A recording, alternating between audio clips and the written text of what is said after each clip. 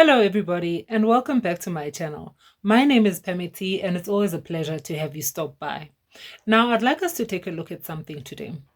It's with regards to the Eastern Cape. Now we know that the Eastern Cape is a province that has officially brought the African National Congress back into power, back into leading that particular province. Now 30 years in governance is a fairly long time. I mean, we honestly don't expect everything to be running perfectly in this country after only 30 years, but we expect the basics to be met. We expect things that make people's lives a little bit easier, things that make people's lives a little bit safer to have been carried out. With that being said, I'd like us to take a look at the Eastern Cape and my first primary concern when it comes to the 30 years that this type of issue has not yet been rectified. 30 years that this kind of problem, which is also life-threatening, has not yet been rectified. Now, when it's the rainy season in the Eastern Cape, the dams and the river waters rise. They rise to such an extent that everywhere becomes flooded. This is a huge problem because as we see in this video, there are school children there, plenty school children trying to cross the waters to get to the other side so they can get to school. This is dangerous for these kids, as at absolutely any time, the waters can carry those kids away. The children seen in this video are still headed to school. So does this type of experience not affect them as their educator is teaching?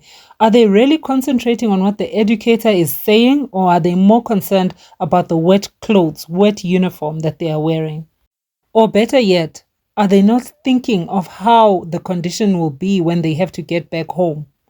In this scenario, should one of these kids be carried away by those waters, is there any professional assistance? Is there any hope of saving that child's life?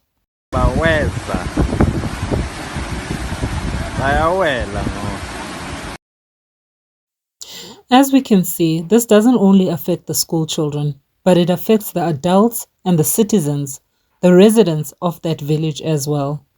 My concern is, should anything happen to that lady, as much as she's holding on, should she fall into that water or any crisis happen, is there any professional, anyone who is able to assist her should a crisis happen?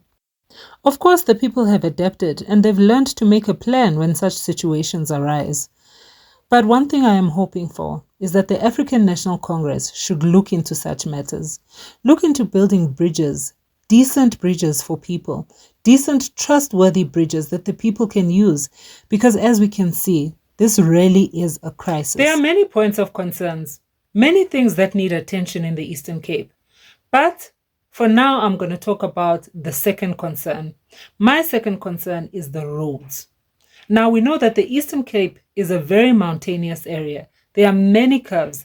The roads can get dangerous, especially if you are not used to them. If you're a visitor or if you haven't been to the Eastern Cape for a while, the roads need you to be quite familiar with them for you to get by. Now, I'm definitely not saying the whole of the Eastern Cape should have proper tar roads.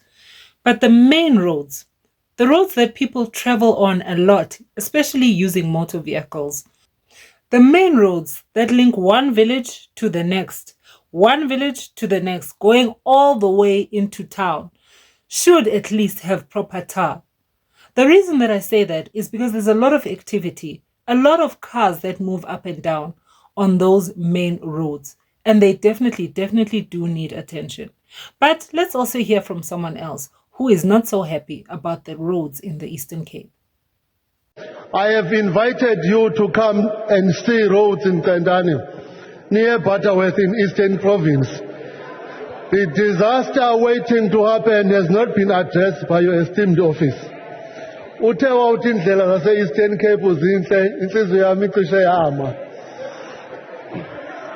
Even naye upremier wase-Eastern Cape kweza kucendana sesukoxinga indlela. We can attest to it.